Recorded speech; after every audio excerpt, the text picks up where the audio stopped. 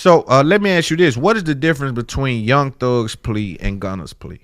Well, there's some big differences there, right? So Gunna pleads out right away, right? He doesn't even get into the trial part of the thing.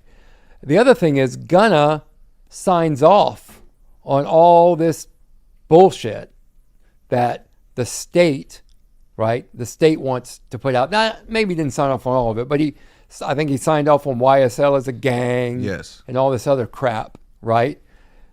When they asked Jeffrey to do that, Jeffrey pushed back, right? Jeffrey, he could have taken a negotiated plea, and they wanted him to sign off on all these damn lies, right? Because that's all they care about. Yeah. They don't care about the truth. Yes. They care about getting a victory. yes. So they wanted him to sign off on all that stuff. Jeffrey didn't do it. And what happens to Jeffrey by not doing that? What happens to Thug by not doing that?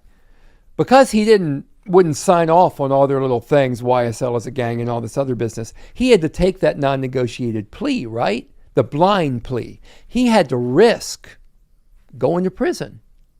He risked going to prison partially so he wouldn't have to sign off on all that stuff that would have hurt the other guys. But like bro was just saying, Yeah. right? There's a scenario where you're still taking a risk when you're doing this blind plea. Why not take the risk alongside Brian Steele, wait it out a couple of more months,